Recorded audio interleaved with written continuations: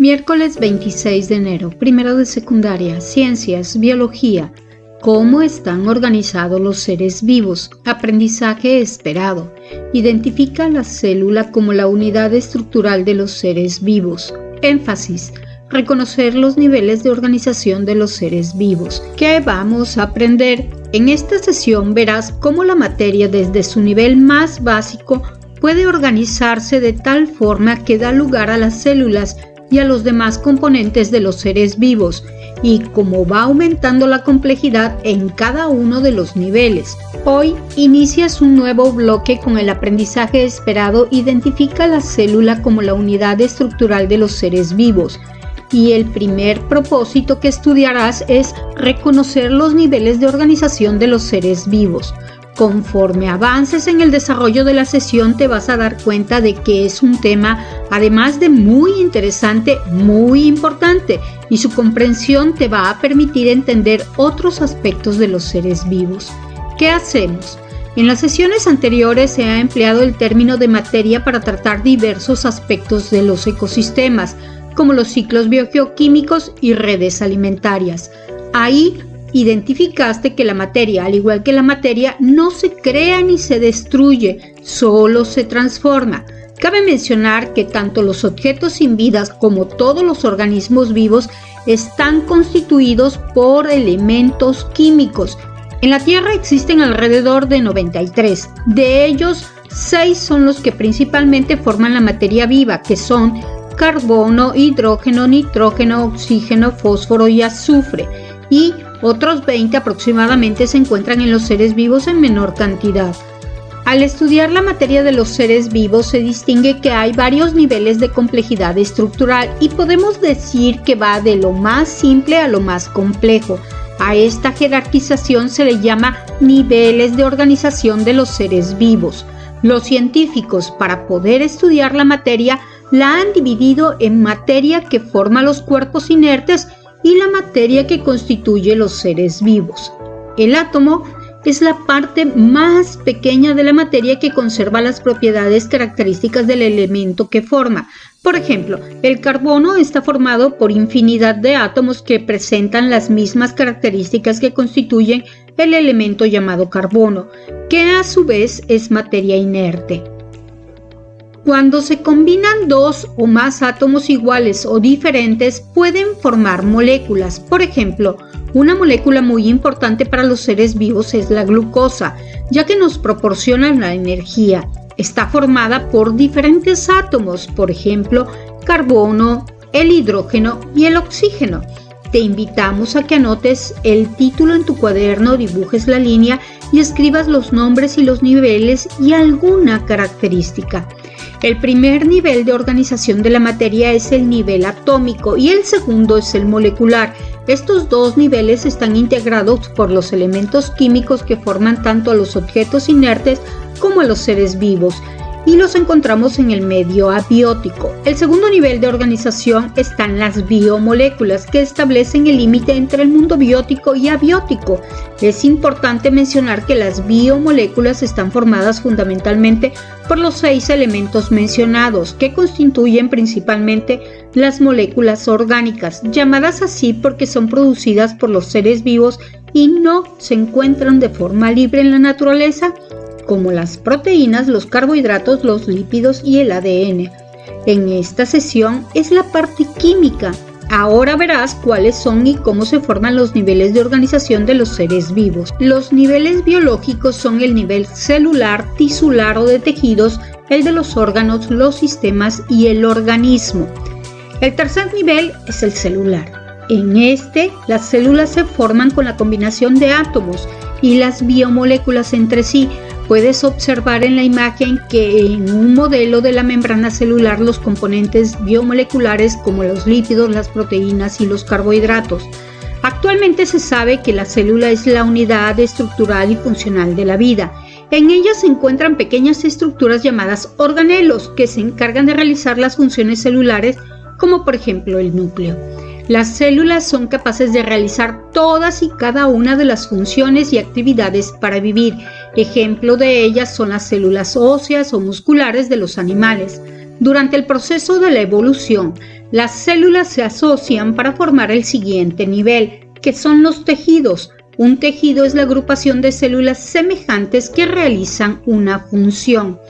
Por ejemplo, en los animales, el tejido epitelial constituido por células epiteliales cubre las cavidades de los órganos y del cuerpo, o el tejido adiposo que acumula grasa como reserva de energía. En las plantas, por ejemplo, el tejido epidérmico es como una cubierta protectora. A su vez, los tejidos se organizan en estructuras llamadas órganos. Este nivel se forma por diferentes tejidos que se agrupan para realizar una función especializada o una función vital. Por ejemplo, el estómago, los pulmones, los huesos, corazón. En las plantas, raíces, hojas. En los animales, las principales funciones vitales que realizan un conjunto de órganos y tejidos llamados sistemas de órganos que constituyen el siguiente nivel de sistemas. Por ejemplo, el circulatorio, el nervioso y el óseo. En el siguiente nivel está el organismo o individuo, que es todo ser vivo individual. Puede ser un humano, un oso, una planta, un hongo o una bacteria. Este nivel está constituido por los sistemas y órganos que funcionan en conjunto con gran precisión, integrando un organismo complejo.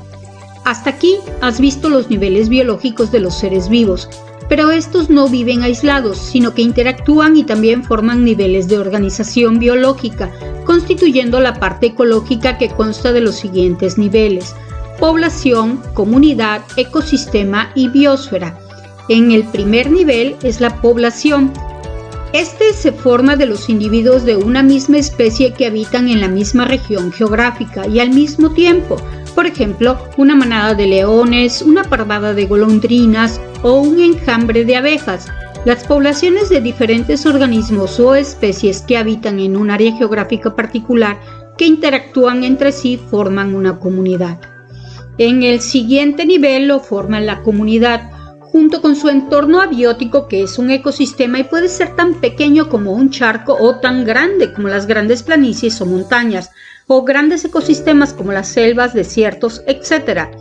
El último nivel de organización de los seres vivos lo forman todos los ecosistemas en conjunto y se le llama biosfera, que incluye todos los organismos que habitan en la hidrosfera, la atmósfera y la litosfera. Los niveles de organización de los seres vivos facilitan su estudio al poder analizar los componentes de un organismo o como un todo. Por ejemplo, se pueden estudiar las neuronas, que son las células nerviosas, de forma aislada, identificando sus características estructurales y componentes, pero no se pueden observar las propiedades funcionales solo hasta que se conectan entre sí y forman tejidos, órganos o sistemas. Observa el siguiente video que te ayudará a comprender un poco más los niveles de organización de los organismos. Los organismos pluricelulares contamos con un gran número de células. Por ejemplo, los seres humanos tenemos aproximadamente 37.2 billones de ellas. Una cifra sorprendente, ¿verdad? Pues más sorprendente es que todas las células se organizan en estructuras especializadas, con tal precisión que conforman un organismo que se mueve, piensa, siente, se cuida, se reproduce, en fin, que desempeña una gran cantidad de funciones. Estas estructuras especializadas son los tejidos, los órganos y los sistemas. Veámoslas de cerca. Los tejidos en los seres pluricelulares resultan de la agrupación de células similares que se unen para realizar un trabajo. Por ejemplo, en el cuerpo humano, las células del tejido muscular se unen para realizar el movimiento. De acuerdo con su función, forma y origen, los tejidos pueden ser epiteliales, conectivos, musculares y nerviosos. Un órgano es un conjunto de tejidos agrupados para realizar una o más funciones. Por ejemplo, el estómago es un órgano formado por tejido muscular, tejido nervioso, tejido conectivo y tejido epitelial. Además, los órganos se clasifican en respiratorios, circulatorios, digestivos, sexuales y excretores según la función que desempeñan. Por ejemplo, el páncreas es un órgano digestivo que tiene la función de producir las hormonas que regulan el nivel de glucosa en la sangre. además de secretar jugo pancreático que ayuda en la digestión de nutrimentos. Todos los órganos son importantes porque cumplen una tarea específica.